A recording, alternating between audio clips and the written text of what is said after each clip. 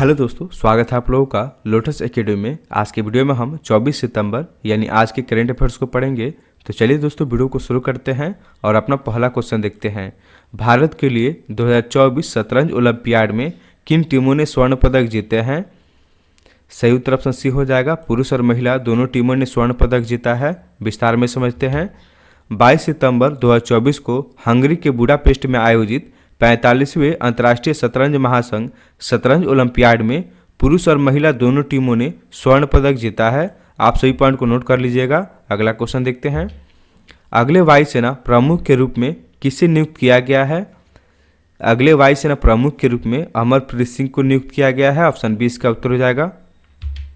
Air marshal Amarpreet Singh, जो वर्तमान में वायुसेना के उप प्रमुख हैं, को अगले वायुसेना प्रमुख के रूप में नियुक्त किया गया है। वह 30 सितंबर 2024 को एयर चीफ मार्शल विवेक राम चौधरी से पदभार ग्रहण करेंगे। अगला प्रश्न देखते हैं। कौन सा देश क्वाड का हिस्सा है? क्वाड के 4 देश हिस्सा है। भारत, ऑस्ट्रेलिया, जापान और अमेरिका। ऑप्शन ए इसका उत्तर हो जाएगा। क्वाड 4 देशों का एक समूह है। भारत, ऑस्ट्रेलिया, जापान और अमेरिका। अगला प्रश्न। क्वाड लीडर समिट 2025 की मेजबानी कौन सा देश करेगा? यानी अगले साल 2025 की मेजबानी कौन सा देश करेगा? सही उत्तर भारत हो जाएगा। अगले साल भारत करेगा और इस साल 2024 में अमेरिका कर रहा था। विस्तार में समझते हैं। छठा क्वाड लीडर शिखर सम्मेलन 21 सितंबर 2024 को विल्मिंगटन, डेलावेयर में आयोजित हुआ। भारत 2025 में अगले 7वें क्वाड लीडर शिखर सम्मेलन की मेजबानी करेगा।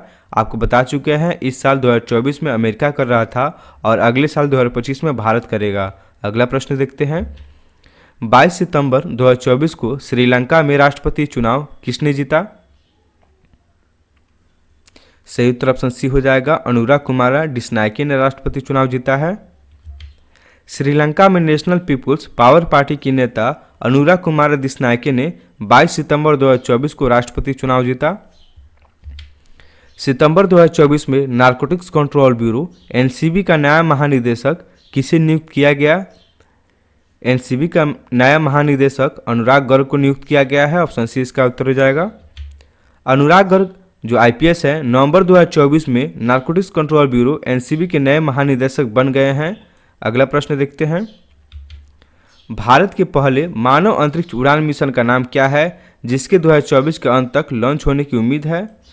आपको बताना है भारत के पहले मानव अंतरिक्ष उड़ान मिशन का नाम क्या है। तो दोस्तों, इस उड़ान मिशन का नाम गगनयान है। ऑप्शन 20 का उत्तर हो जाएगा।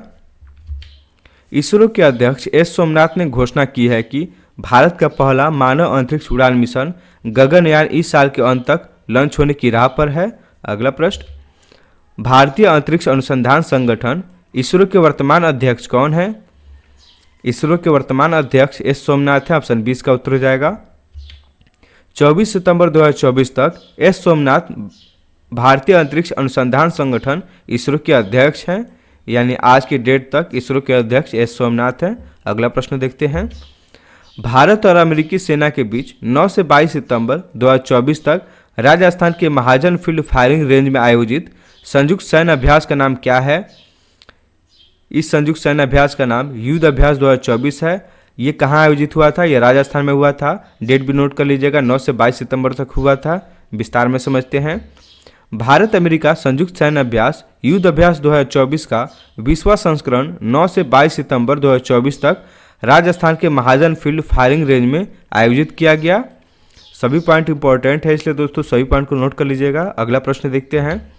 नवंबर 2016 से सितंबर 2024 तक भारतीय अर्थव्यवस्था में नकदी यानी कैश का प्रचलन कितना बढ़ा है? आप लोगों को मालूम होगा 8 नवंबर 2016 को नोटबंदी हुआ था। तो आपको बताना है 8 नवंबर 2016 से सितंबर 2024 तक भारत में कैश कितना बढ़ा है? सही उत्तर ऑप्शन बी हो जाएगा। 16.5 लाख करोड़ रुपए से 34.7 लाख करोड़ रुपए बढ़ा है। इस विस्तार में समझते हैं। 24 सितंबर 2024 तक प्रचलन में नकदी यानी कैश 34.70 लाख करोड़ रुपए थी, जो 2016 में विमुद्रीकरण, जिसे हम डेमोनेटाइजेशन बोलते हैं और इसे नोटबंदी भी कह सकते हैं, नोटबंदी से पहले 16.5 लाख करोड़ रुपए थी। अगला प्रश्न देखते हैं। नवंबर 2016 में विमुद्रीकरण का मुख्य उद्देश्य क्या था? आपको बताना है। जो 8 नवंबर 2016 में नोटबंदी हुआ था उसका मुख्य उद्देश्य क्या था? तो दोस्तों नोटबंदी का मुख्य उद्देश्य काले धन को खत्म करना और डिजिटल भुगतान को प्रोत्साहित करना था। ऑप्शन सी इसका उत्तर हो जाएगा। विमुद्रीकरण का उद्देश्य काले धन को खत्म करना और डिजिटल भुगतान को प्रोत्साहित करना था।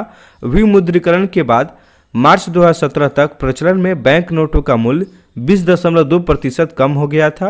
अगला प्रश्न 2019-20 और 2023-24 के बीच यूपीआई लेनदेन की मात्रा में कितनी वृद्धि हुई है? अगर आसान भाषा में पूछे तो 2020 से 2024 के बीच यूपीआई लेनदेन की मात्रा में कितनी वृद्धि हुई है? आपको बताना है 4 साल में कितना वृद्धि हुआ है। सही उत्तर ऑप्शन सी हो जाएगा 10 गुना। यूपीआई लेनदेन में 10 गुना वृद्धि हुई। 2019-20 में 12.5 बिलियन से 2023-24 में 131 बिलियन तक, जो डिजिटल भुगतान की मात्रा 80% है। अगला प्रश्न देखते हैं। WHO द्वारा कुष्ठ रोग को खत्म करने वाला पहला देश कौन सा देश घोषित किया गया? कुष्ठ रोग को खत्म करने वाला पहला देश जॉर्डन बन गया है। ऑप्शन 20 का उत्तर हो जाएगा। 19 सितंबर 2024 को विश्व स्वास्थ्य संगठन WHO ने जॉर्डन को कुष्ठ रोग को खत्म करने वाला पहला देश घोषित किया। अगला प्रश्न 19 से 22 सितंबर 2024 तक वर्ल्ड फूड इंडिया 2024 कहाँ आयोजित किया गया? याद रखिएगा, वर्ल्ड फूड इंडिया 19 से 22 सितंबर तक आयोजित किया गया था और ये भारत मंडपम नई दिल्ली में आयोजित हुआ था। ऑप्शन सी इसका उत्तर हो जाएगा। दोस्तों एग्जाम में डेट भी पूछ सकता है, जगह भी पूछ सकता है, तो सभी पॉइंट को आप नोट करते हुए चलिएगा। और वीडियो पसंद आ रहा हो तो वीडियो को लाइक कीजिए। आइए विस्तार में समझते हैं। वर्ल्ड फूड इंडिया 2024 एक 4 दिवसीय वैश्विक कार्यक्रम 19 सितंबर 2024 से 24 को नई दिल्ली के भारत मंडपम में शुरू हुआ था। ये कब शुरू हुआ था? 19 सितंबर 2024 को नई दिल्ली के भारत मंडपम में। अगला प्रश्न देखते हैं। 2024 जम्मू कश्मीर विधानसभा चुनाव के पहले चरण में मतदान प्रतिशत कितना था? आप याद रखिएगा, पहले चरण का मतदान कब हुआ था? 18 सितंबर को। तो इसमें कितना प्रतिशत चुनाव हुआ था, वोटिंग गिरा? सही उत्तर ऑप्शन बी हो जाएगा 59%। 18 सितंबर 2024 को जम्मू और कश्मीर में 35 वर्षों में सबसे अधिक मतदान हुआ, जिसमें लगभग 59% मतदाताओं ने विधानसभा चुनाव के पहले चरण में भाग लिया। अगला प्रश्न देखते हैं। लेबनान ने पेजर्स और रेडियो विस्फोटों से मुख्य रूप से कौन सा समूह प्रभावित हुआ था? आपको बताना है जो लेबनान में पेजर्स और रेडियो विस्फोट हुआ था उसमें मुख्य रूप से कौन सा समूह प्रभावित हुआ था? सही उत्तर ऑप्शन बी हो जाएगा, हिजबुल्लाह सदस्य। 17 सितंबर 2024 को लेबनान में विस्फोटों की एक श्रृंखला में हिजबुल्लाह सदस्यों द्वारा उपयोग किए जाने वाले हैंडहेल्ड पेजर और रेडियो को निशाना बनाया गया। अगला प्रश्न देखते हैं। गगनयान कार्यक्रम के तहत भारत की नियोजित अंतरिक्ष स्टेशन का नाम क्या है? सही उत्तर ऑप्शन सी हो जाएगा, भारतीय अंतरिक्ष स्टेशन BAS-1 है। एक राष्ट्र एक चुनाव प्रस्ताव की सिफारिश करने वाली उच्च स्तरीय समिति का नेतृत्व किसने किया? इस समिति का नेतृत्व रामनाथ कोविंद ने किया। ऑप्शन सी इसका उत्तर हो जाएगा। ये भारत के पूर्व राष्ट्रपति हैं। 18 सितंबर 2024 को केंद्रीय मंत्रिमंडल ने पूर्व राष्ट्रपति रामनाथ कोविंद के नेतृत्व वाली एक समिति की सिफारिशों के आधार पर एक राष्ट्र एक चुनाव प्रस्ताव को मंजूरी दे दी। कब दिया है? 18 सितंबर 2024 को। डेट नोट कर लीजिएगा। अगला प्रश्न, एक राष्ट्र एक चुनाव प्रस्ताव का मुख्य उद्देश्य क्या है?